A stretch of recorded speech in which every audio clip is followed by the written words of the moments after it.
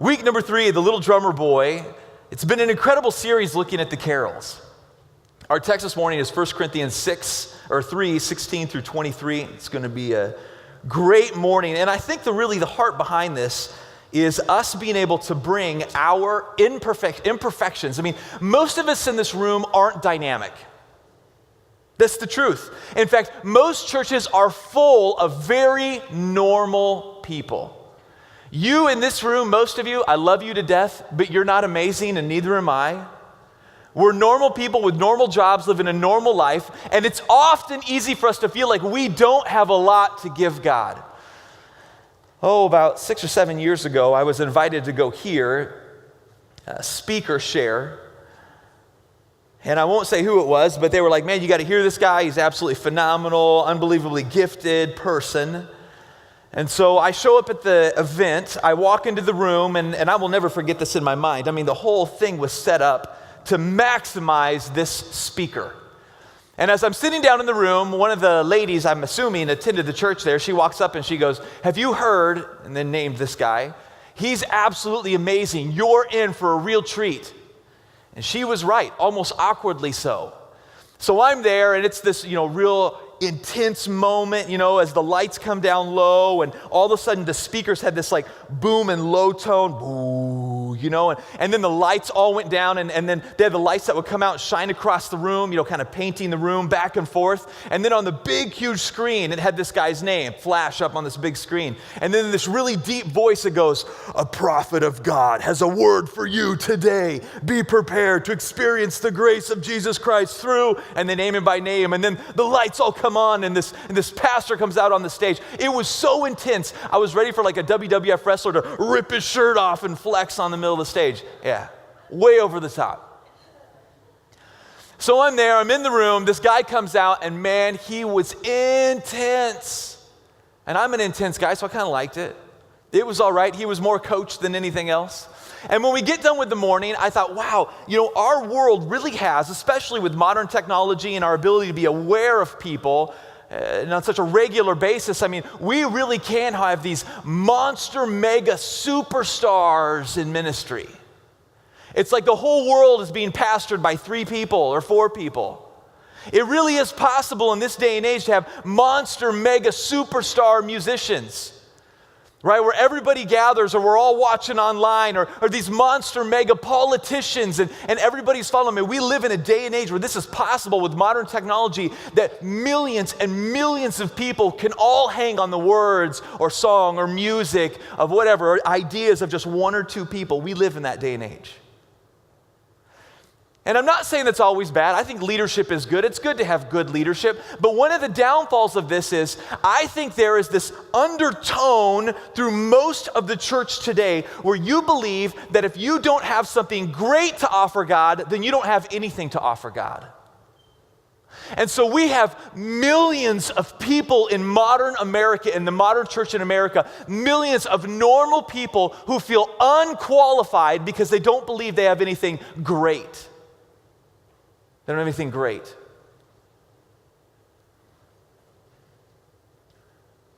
I was reading a book by Henry Nouwen, who I really enjoy, author and thinker.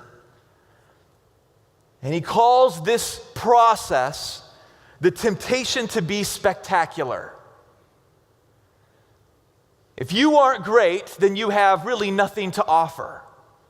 And so this morning, what I want to do is I want to call out, if you're sitting out there and you're going, I'm nothing amazing. I'm not the best. I'm not the best singer. I'm not the best communicator. Maybe you're sitting out there and you're going, I'd love to do more, but I struggle with anxiety, or I have a battle with depression, or I just don't like where I landed in life. I mean, it feels like everybody's passing me by and I'm left behind. I want you to know this morning I am speaking to you, to everybody that's normal. I want to talk to you today. An army of adequate. John MacArthur describes the disciples like this. I love it. It's a shame they, referring to the disciples, have so often been put on pedestals as magnificent marble figures, or portrayed in paintings like some kind of Roman gods. That dehumanizes them. They were just 12 completely ordinary men, human in every way, and we shouldn't lose touch with who they really were. So what qualified these men to be apostles? The truth is, it wasn't any intrinsic ability or outstanding talent of their own. They were Galileans. They were not the elite. Galileans were considered low-class, rural, uneducated people. They were commoners. They were nobodies. But these nobodies, these commoners, would become the preeminent leaders of the fledgling church, its very foundation. What if? Really open up your minds. Think here for just a moment. Turn your minds on. Listen really close for a few moments. What if the way of Jesus was so intrinsically powerful that you didn't have to be great to do something great? Okay, I don't think you're hearing me. Listen really close to what I'm saying. What if the very message of Jesus Christ in and of itself alone, the message, the hope of Jesus Christ alone is so powerful that you don't have to be great.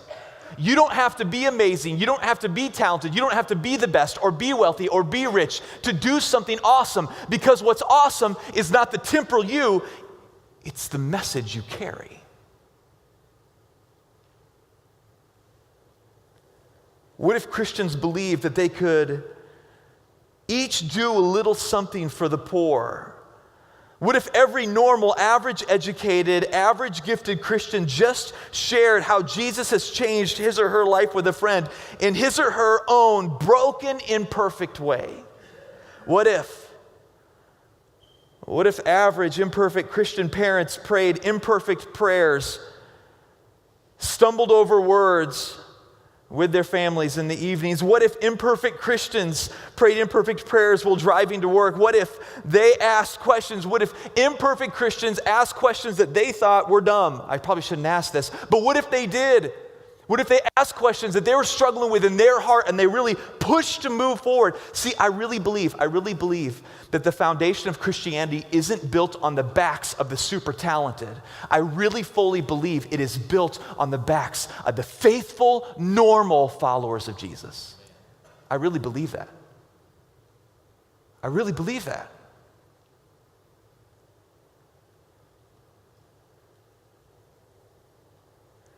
And I really believe that though we tend to worship very temporal things, like the ability to sing, which one day will be taken away. I mean, no great singer has been able to sing great for 1,000 years.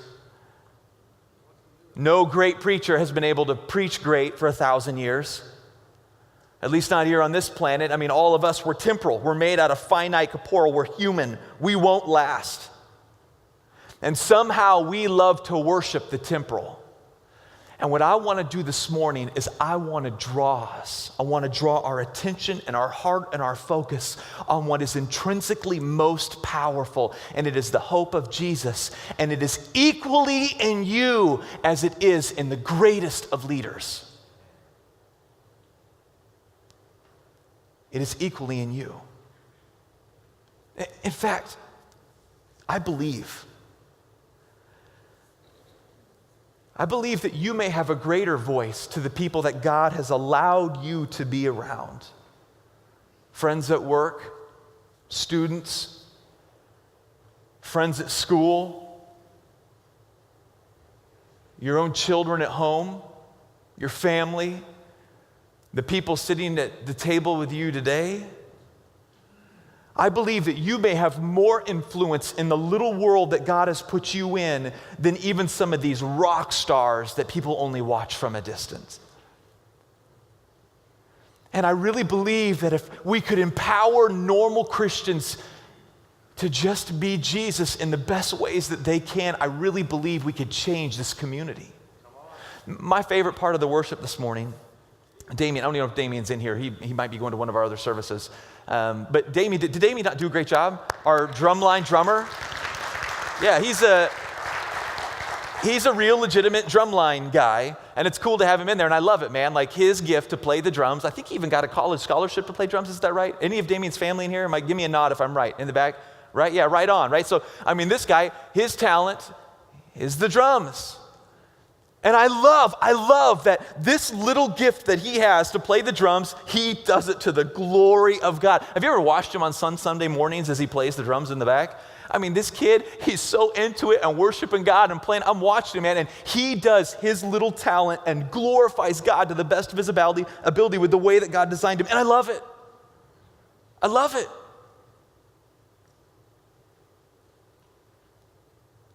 And I want to embolden you as normal people to find the areas, the people, and maybe it's nothing more than just you being a dad to a child or a mom to a child, and be Jesus to the best of your ability. With this in mind, let's go to the text. 1 Corinthians 3, 16 through 23. 1 Corinthians 3, 16 through 23. Verse 16 says this: "Do you not know that you are God's temple and that God's Spirit dwells in you? If anyone destroys God's temple, God will destroy him, for God's temple is holy, and you are that temple. Let no one deceive himself. If anyone among you thinks that he is wise in this age, let him become a fool that he may become wise. For the wisdom of the world is folly with God, for it is written, He catches the wise in their craftiness. And again, the Lord knows the thoughts of the wise, that they are futile." Verse 21, "So let no one boast in men, for all things are yours, whether Paul or Apollos or Cephas or the world or life or death or the present or the future, all are yours, and you are Christ, and Christ is God's." So in this world of everybody obsessing over the few great people,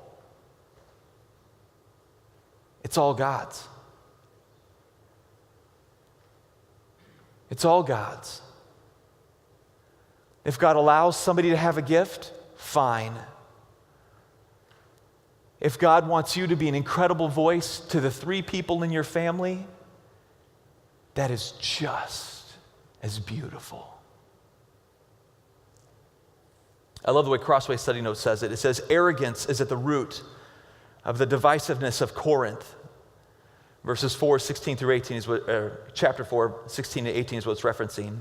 The Corinthians need to learn that they ultimately belong to God, not to the leader who baptized them, 1, 13 through 17, who was himself only fulfilling God's purposes. 3, 7, 11, and 4, 1 are the references there. They should therefore boast only in God, only in God, only in God. Only in God. My goal is to make Jesus famous. My goal is to make Jesus famous.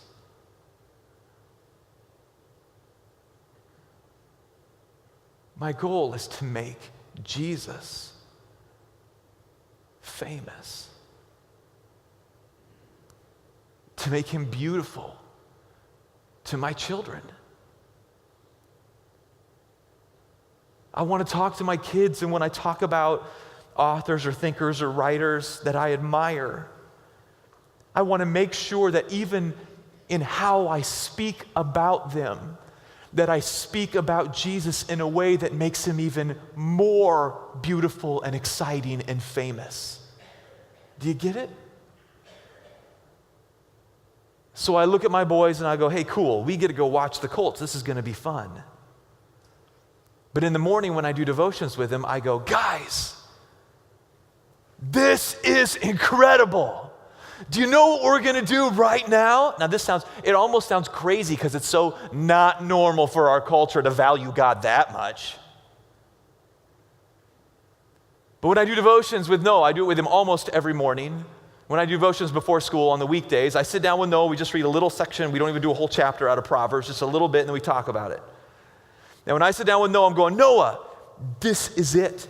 This is the coolest moment right here, you and me. And I don't always do a good job with this because it's early in the morning and I'm tired. I usually need a cup or two of coffee to get going. But with my kids, man, I want to make sure that as I talk about them, as I pray over them, as I show my excitement for stuff, that I am demonstrating to them that the most the thing that I admire the absolute most is Jesus himself. I want to make Jesus more famous than the Colts in my home. I want to make Jesus more famous than any politician or preacher or pastor or music star. I want to make Jesus more famous than any degree. I want to make Jesus more famous than any amount of money or a home. I want to live in a mansion, Dad. I want to live in this. That's fine. I don't care. Whatever God does, that's cool. But you know what's really cool? Jesus. And so here's the thing that's really awesome, because none of these temporal people would be famous unless you oohed and awed over them.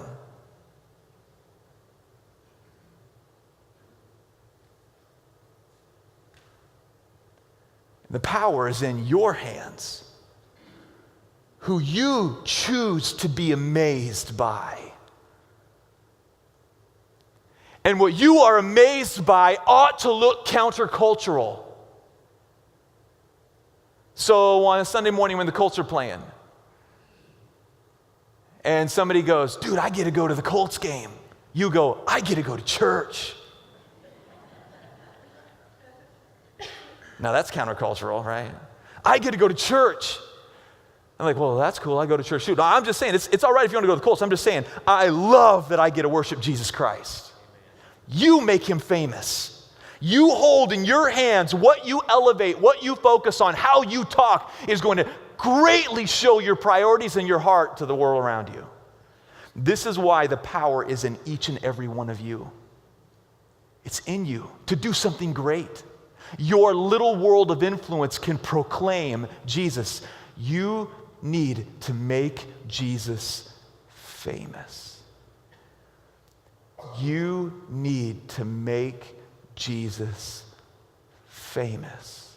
Come on now.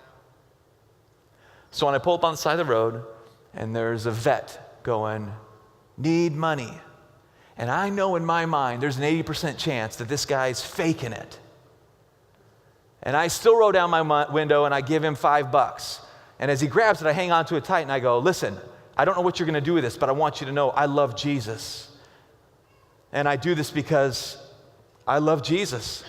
And I let it go. I don't know what he's going to do with it, but I know attached to that $5 is love Jesus. And I also know in my car in the back seat is my little boy, and Dad's going, why'd you give that to him? And I go, I don't know exactly what he's going to do with it, but I want you to know that it's Jesus's heart to be compassionate and care for others. We pick up a little gift off the gift tree that we had out there. I think all the gifts are gone, right? Boy, man, you guys are good. I tell you what, it's so fun to be in a church where we have a little movement thing. What's the gift tree called, Kathy? Blessing tree. We have the blessing tree in the back and gone. I love that. I love that we're a church that gets stuff done. It's awesome. But man, we get those gifts and we talk about them in a family, and I want my kids, when they have conversations, we talk about this and giving to the poor, I want to make our serving Jesus famous in our home by my excitement.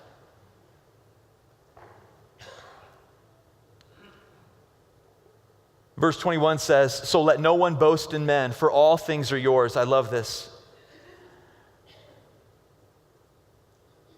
And John Calvin says it really well. He says, as there is nothing that is more vain than man, how little security there is in leaning upon an evanescent shadow. I really think when Christians begin to see the world for what it really is. And I'm talking even like with my kids, so whatever rock star becomes popular, I don't know, but when it comes up on the TV or on the show, or on like the computer, a little promo will come up for a concert. It's kind of fun to pause it really quick and go, hey boys, come look at this. Come look at this. And the boys come over and we look at, some rock star person. Look at that. What do you see when you look at this dude? And it's kind of fun too, like if you turn down the volume and then play a rock concert and there's no volume, because they look ridiculous when you can't hear what they're doing. And I like to bring my boys over and I like to show them and talk about what's happening. What do you think? Why are all these people yelling at this guy?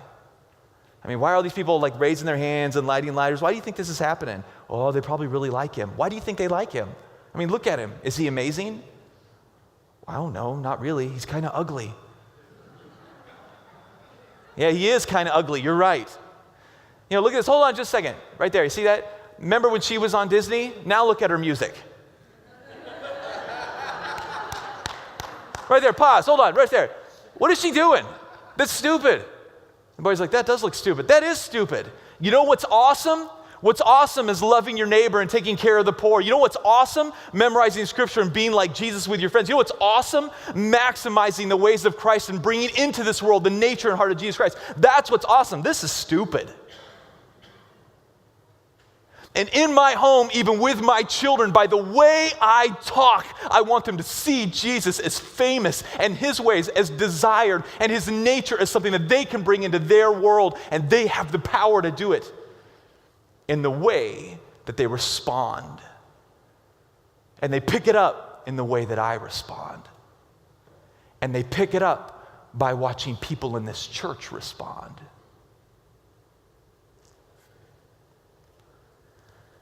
Think this through. All things are God's. All things are God's. Every gift can be given or taken away. Every gift can be given or taken away. We are truly finite creatures. Therefore, we do not boast in our very brief and fleeting abilities.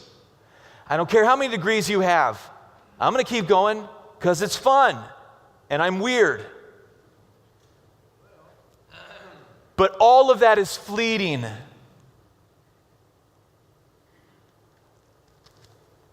Therefore, we do not boast in our very brief and fleeting abilities. We boast only in the giver of them. The ability to sing doesn't make one great. We thank the giver of the gift.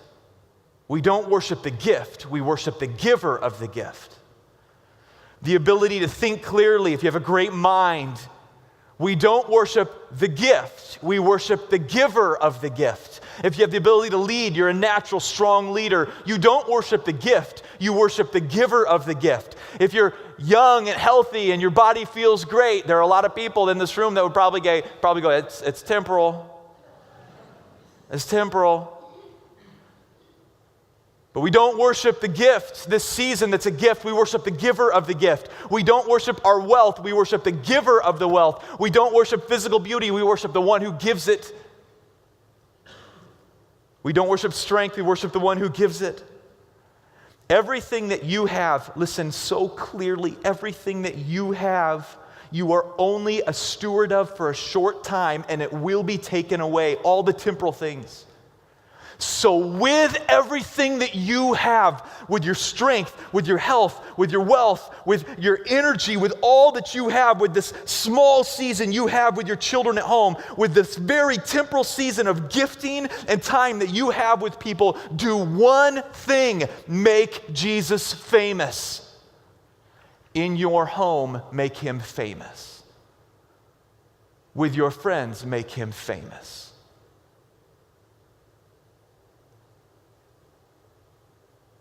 At your work,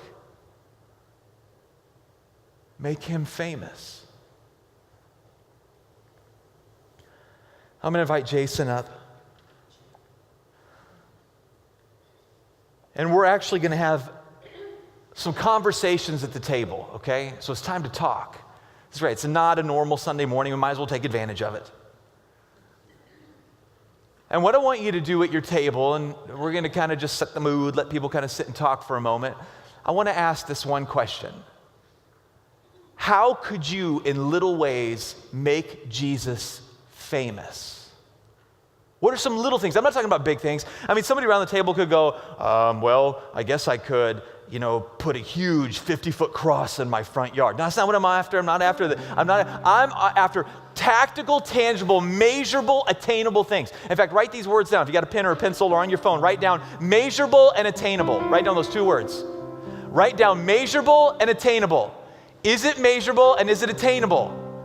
Right? So, yes, you can make Jesus famous if you gave $1 million to something, but that's probably not attainable for most of you. Write down measurable and attainable. And what I want you to do at your table is I want you to think through simple, normal, average, non-spectacular ways that you can make Jesus famous. Are you ready? Talk.